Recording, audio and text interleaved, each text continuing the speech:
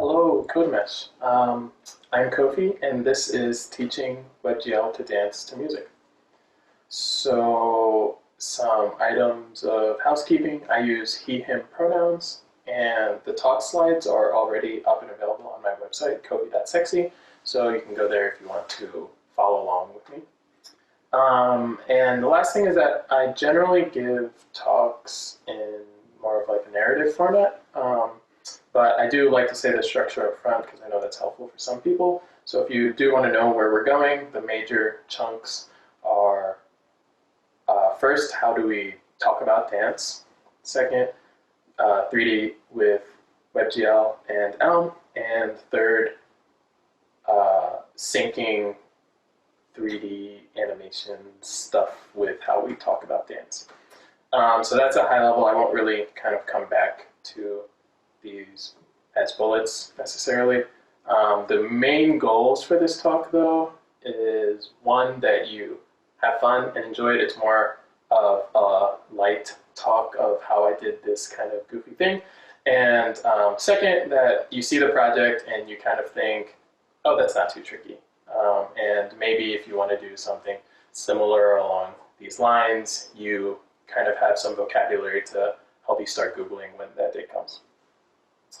So, more about me. I work at Twitter. I generally do UI work, but I work on a team that handles Twitter's internal private cloud. And my team in particular is hiring, so if that very short description piques your interest, then we can chat afterwards and I can kind of show you the job post. But other than me working there, Twitter is not at all relevant to the contents of this talk. I only started working there recently, actually. And this talk is what I did before Twitter. And before Twitter, I was at this very cool place called the Recurse Center. And the Recurse Center is a programming community structured around these week-long or multi-week-long programming retreats. And I was there for about 12 weeks at the end of 2019. While I was there, I was studying graphics and animation. It's entirely self-directed, so what you do there is up to you. And it's just for anyone who wants to take time to become a better programmer. So this talk is mainly about what I did at RC, but the motivations for it really start well before I was at RC, all the way back to my time in high school. And while I was in high school, this show came out called America's Best Dance Crew. And I love that show. I know more about that show than I probably should, especially with regards to the first 2 seasons. And I think watching that show genuinely changed my life. And here's why I say that. Because while I was in high school, I found the 7 other people at my school that really enjoyed that show, and we formed our own dance crew. And we were actually my high school's best dance crew. One of the pieces of research I did in preparing for this talk was look up this video of my group dancing. That's me in the middle in the light blue shirt with a fedora for some reason.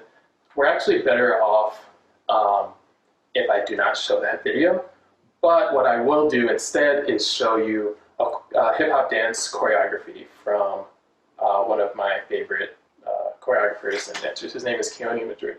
AKBs, you fired up? Yeah, nowadays I get what I want. Lately been spinning a bag, addicted to getting that cash, addicted to popping them tags. Money was made for the sad, now my calling back. Saw me come up out the random, didn't wait long, now that throwing tantrum. Friends fell in love when I fell into fame. In my DMs talking about hey hands. So when I was in high school, that's what I thought I looked like. If you want to think that of me too, then that's fine by me. The reason I show you this video is twofold. One, I just really still love hip-hop dance and choreography, and so if I'm for the first time exposing you to that world, then I think that's a successful talk. But two is that this is actually an instructional video, and Keone kind of goes on later in this talk to teach viewers exactly how to do the choreography that he just performed. And if you take a moment to kind of think about dance choreography.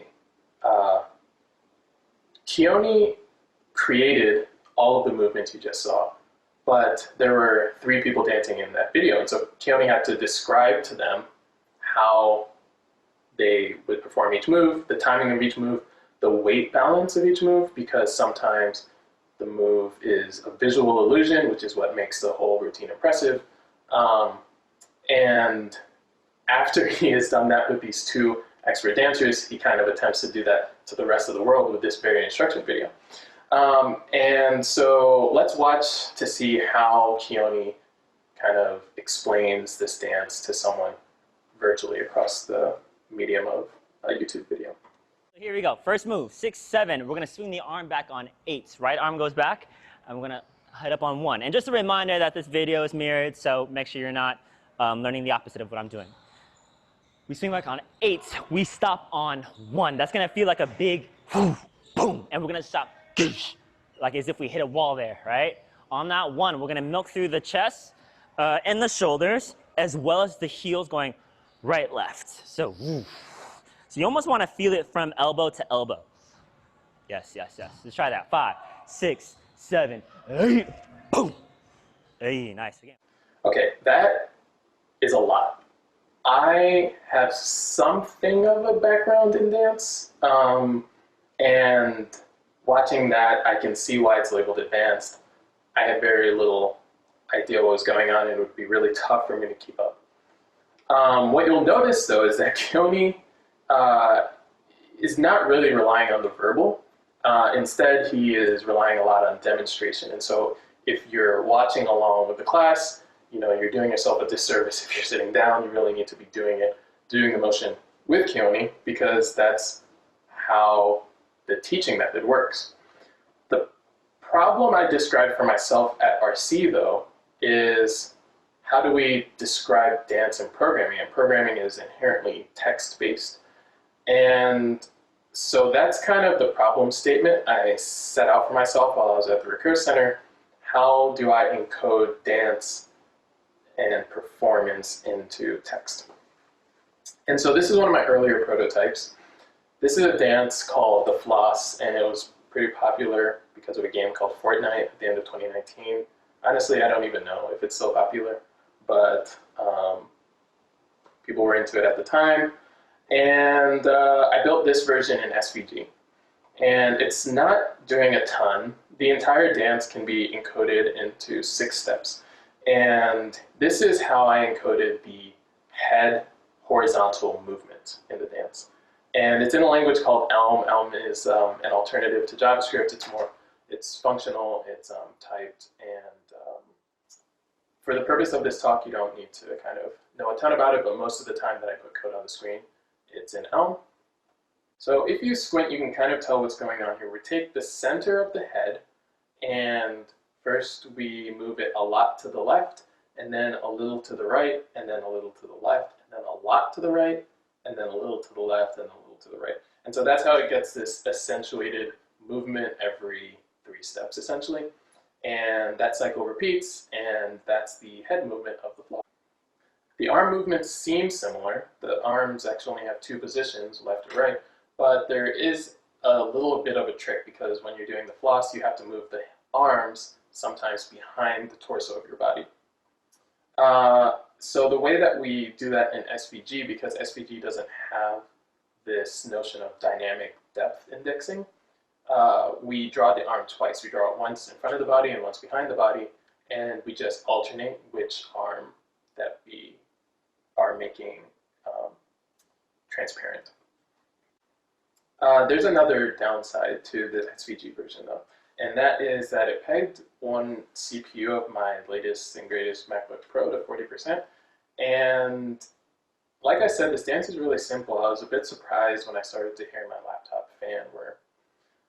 So the question is why? Why does this kind of very simple animation translate to a lot of work for the computer? And ultimately, I was using the wrong tool for the job. SVG stands for Scalable Vector Graphic, and it's a great tool for when you need a static asset to dynamically resize. And it does have some nice animation properties, but 3D manipulation or layering is not one of them.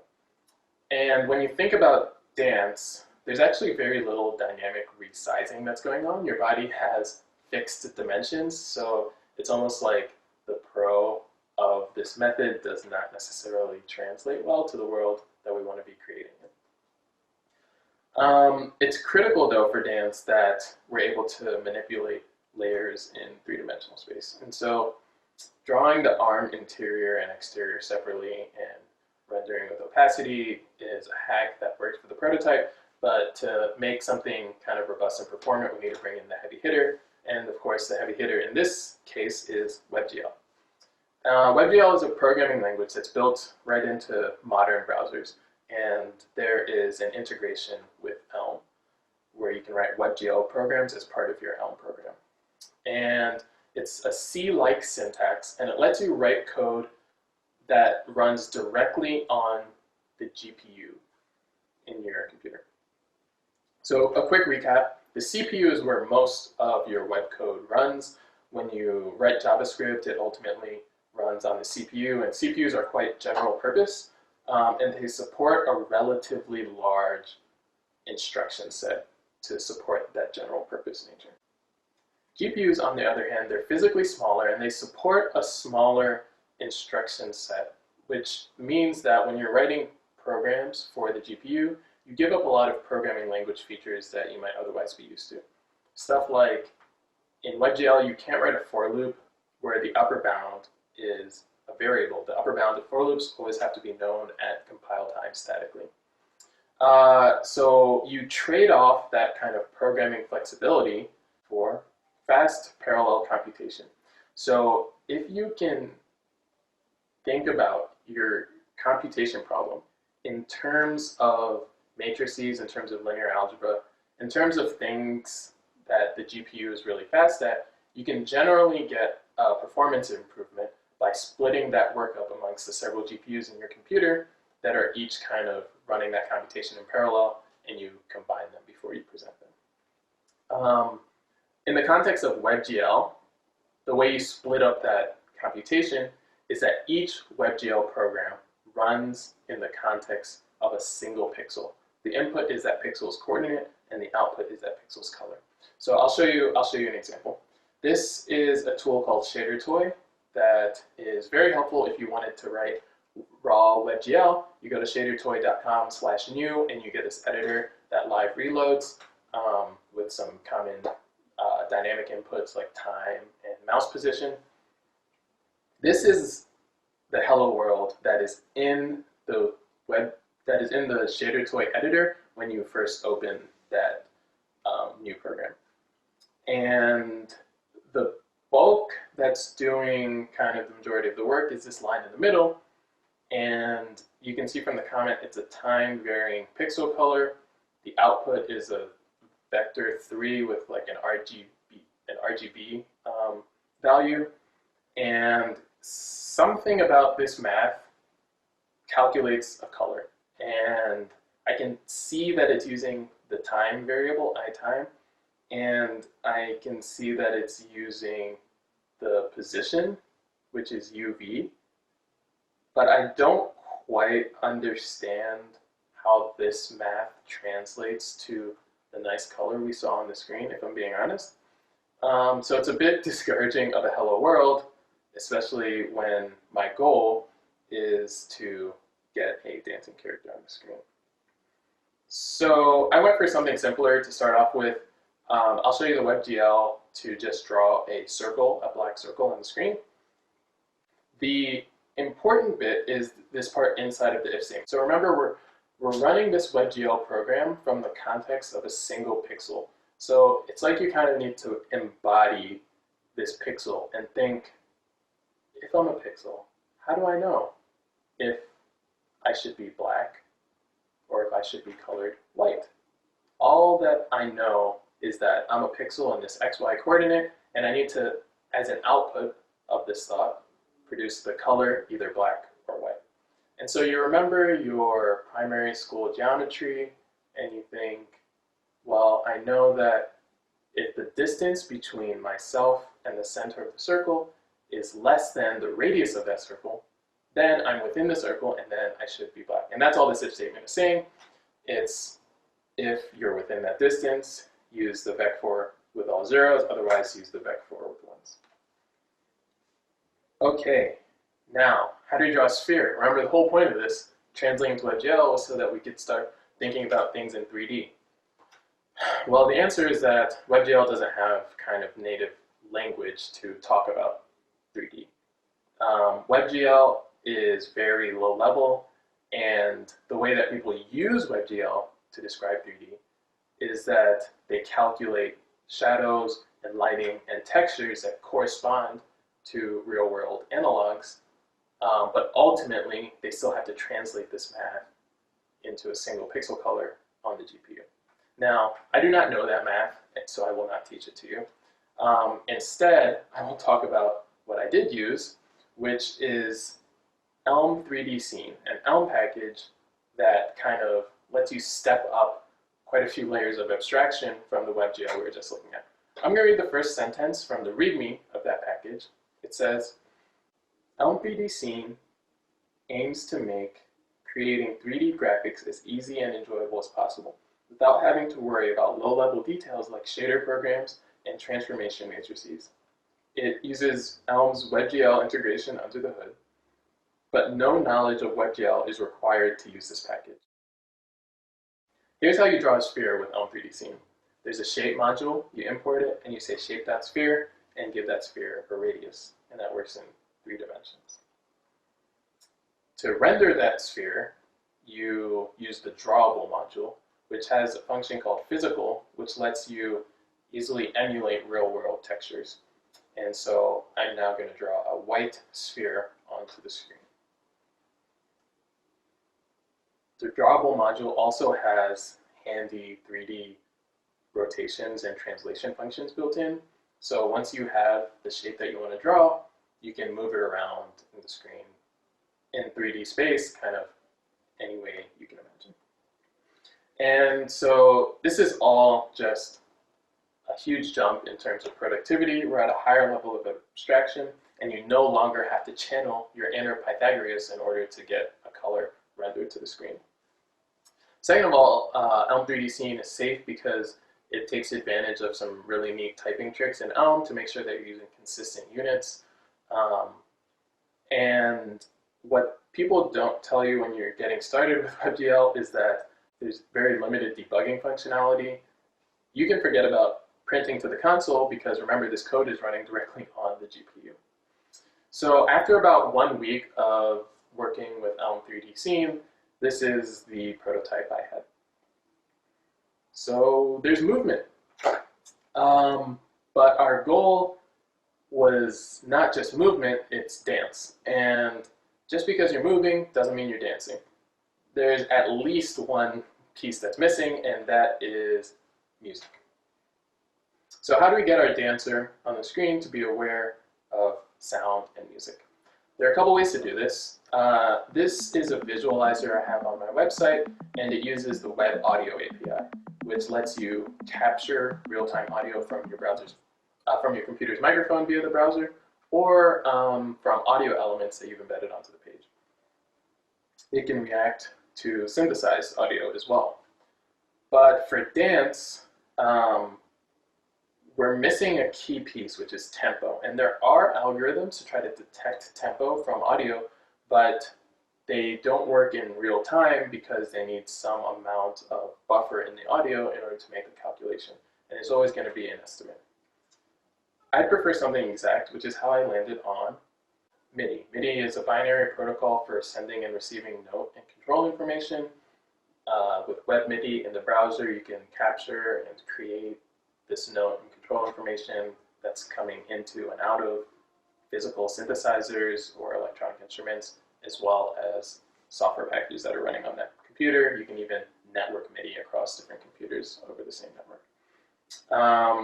You can encode the tempo information directly in MIDI, which kind of gets away from the problem I described just previously.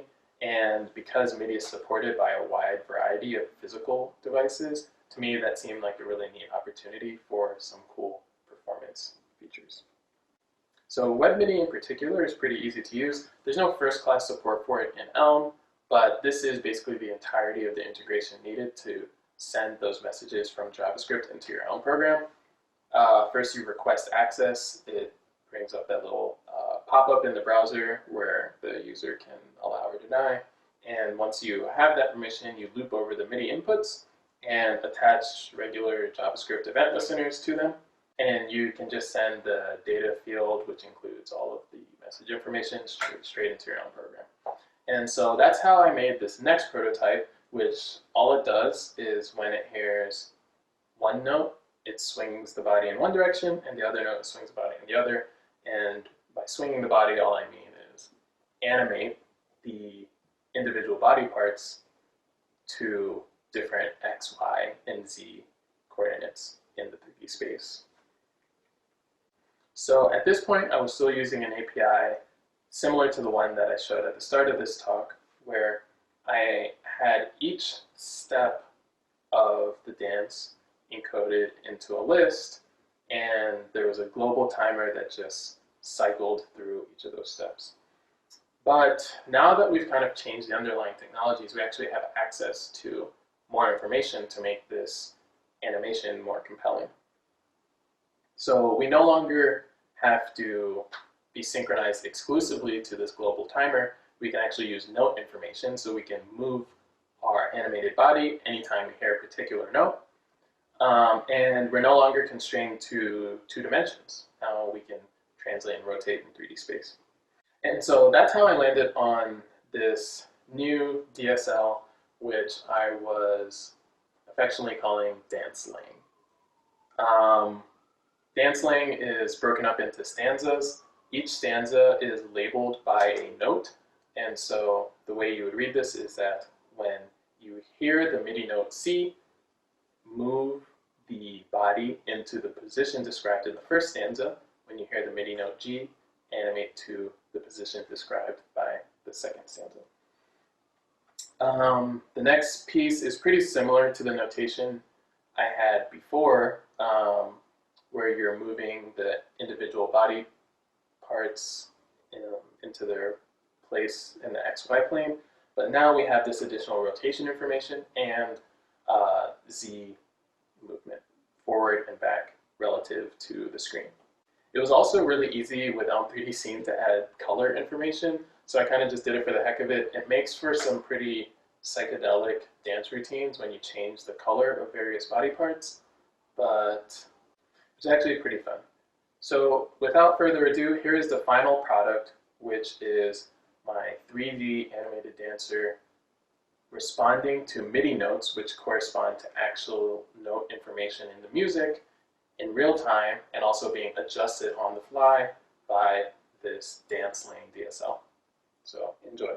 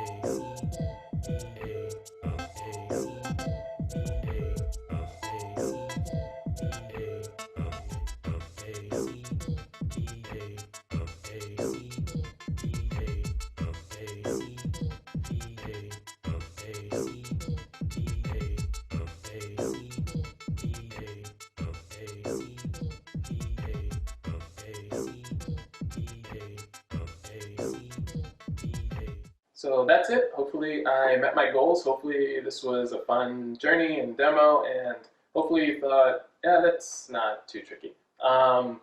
I want to give some shout outs. Shout out to Daron, who is in this video. Daron was the one programming the dance as I was creating the music in that performance we just watched. And then second to Ian McKenzie, who created the Elm 3D scene package and is just like a really nice person individually. He helped me out when I got stuck on some of the documentation and was kind of helping me debug in Slack. So the code for the project is all on GitHub, which you can kind of link to from the talk notes, which are on my website. And enjoy the rest of the conference. Thanks.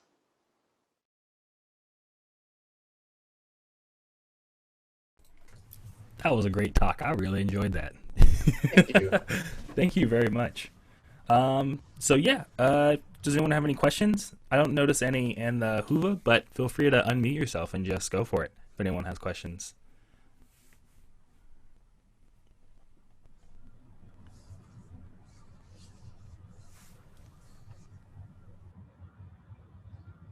If not, feel free to just, chime in if you do end up having one, now that you like kind of digesting it all. But I have a couple.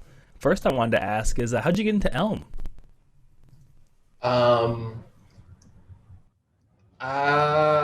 got into Elm because there's kind of a few steps. I got into Swift randomly for a project at work, and then I was introduced to the idea that programming languages could not have exceptions, like that was a language design choice. I think I'd only used languages with exceptions before.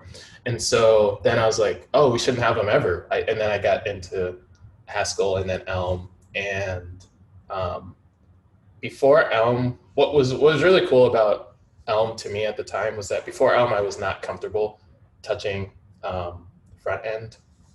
And Elm, because it prevents the sorts of kind of very popular errors that happen in the JavaScript world, made me really comfortable with like starting in UI work, and now I kind of do that professionally. So I thank Elm for getting me on that transition path. That's awesome. That's rad. And then I saw we have a question. I think Martin asked it. If you feel free to unmute. Okay, cool for it. Okay. Yes, so see if you can hear me. I was just curious. I mean, you mentioned when you worked with the SVG one that it hogged 40% of the CPU. So the last dance was a bit more impressive. I'm just curious about the performance. Yeah, that would have been a really smart thing for me to follow up on, and I didn't. The only that performance that I filmed, my laptop was also doing like a bunch of other stuff. So I've not really just tested it in like a standalone environment, which I should do. Yeah, but it didn't explode at least. It didn't explode, even recording the video with QuickTime and having my DAW so I could sync the MIDI and stuff.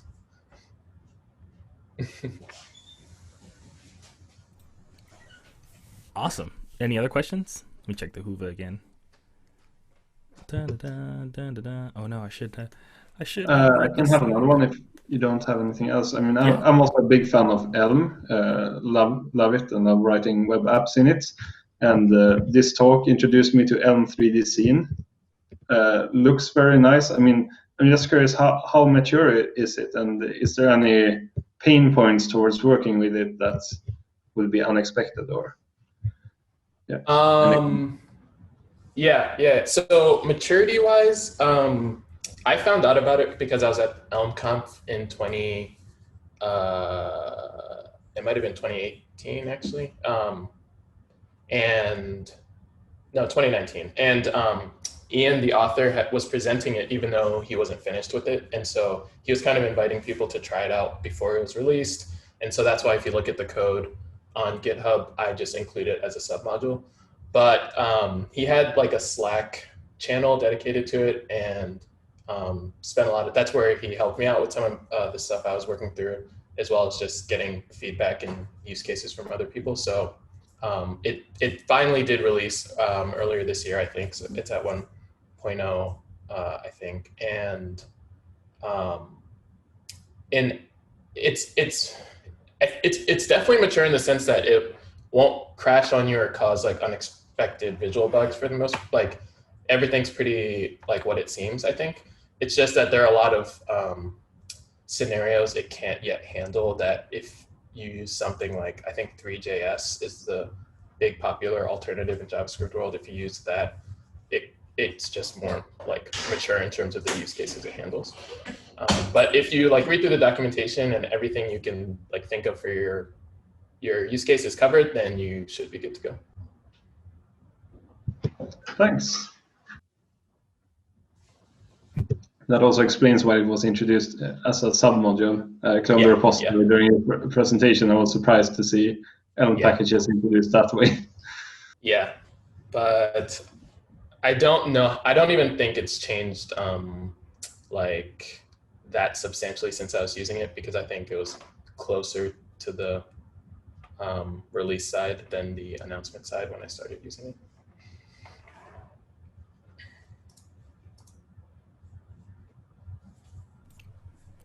So, any other questions?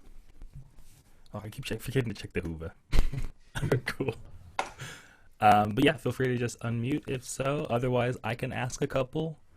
I don't have many burning questions, so I want to make sure y'all get the opportunity to. But I was going to ask, how did you make the music? Was that an OP1 that you had at your desk? OPZ, yeah, good eye. OPZ, oh, it's so cool. Yeah, I'm sorry. I'm a music nerd. I have an OP1 right here, actually. I mean, nice. Me, but yeah, I have mine right here, ready to go, nice. Dude. Yeah, so I totally, that's awesome. Yeah, for viewers who don't know, the OP1 and OPZ, they're very portable synthesizer sequencer boxes, and they are a ton of fun. And they're so small that I actually just would like put mine in my pocket and like use it on a train or something. You just plug in headphones and you can go. Yeah. I totally feel you on that. I got the OP1 because I was traveling a lot for like conferences back when it was still safe. And yeah, I'd just be on the plane, just like hanging out. The person next to me would be like, what are they listening to? But yeah, it'd be a lot of fun. Yeah. So do you have a SoundCloud then? Pocket Operator. I see a Pocket Operator in one of those. Oh yeah. Yeah, I have those too. Where's mine? So they just made a Street Fighter one. I have like 3 of them. They're somewhere in here. But yeah. Nice. So is this the time you get to, you know those like Twitter threads at the end? It's like, check out my SoundCloud. Yeah. A SoundCloud link to. Do I have a SoundCloud? I've actually been trying to put all my music just on my website on Kofi.sexy because I don't know, trying to be indie web and a little bit, even though I work at Twitter and like use Twitter, like I don't know, that's just a phase I'm going through with music. So all my music's the same place as all my blog posts on Kofi.sexy. Cool, awesome. Yeah, and also, if anyone had any questions before I just keep rambling, I could ramble forever about anything. If not, let me check this messages too. I feel bad getting cool. Everything's looking good. Another thing I wanted to ask, I didn't know Elm had like its own awesome like little module portal. Are there any like favorite modules you have there in Elm? It's a little random, but sure. I mean, favorite is probably Elm 3D Scene. Okay. But there are a lot of so it's kind of a contentious decision, I think, that Elm took, which is that you can't just publish JavaScript NPM packages onto the Elm package manager. So everything has to be written in Elm, which is how you get the no runtime exception guarantee. The no runtime exception guarantee is stricter than it is in Haskell even. And so an outcome of that is that when people are thinking about like publishing an Elm package that there maybe is a JavaScript package existing for already, and then they realize they have to rewrite it entirely in Elm to get the benefit, they sometimes start doing like kind of more creative redesign stuff, which is really cool. So like, for instance, I would guess that if you could just publish NPM packages to Elm, then we would have had Elm 3JS by now, which is a very kind of like mutable state object-oriented model. But I think because that is not allowed, we got Elm 3D Scene, which is kind of rethinking the drawing experience around like passing everything through higher order functions and making it kind of more composable in that sense. So I say that to say there are people doing the same thing in other areas. So there's someone who's written a GraphQL library where if your Elm code compiles, it means that all of your GraphQL queries are valid and will always return, like we'll always hit the correct endpoints with correct payloads at runtime. There's someone doing the same thing with styles. So if you use their library, it's called Elm UI, then you never have to write CSS because they generate all the CSS for you. And instead of carrying over the CSS concepts, they introduce like kind of more modern primitives. It's basically like you're only writing rows and columns because they kind of just translate everything to the correct flexbox for you under the hood. So there are packages like that, which I think are just really inspirational around how do you take a thing that you know you want, but maybe put some more thought into the design instead of like with CSS, for instance, we've been adding onto it for several years now.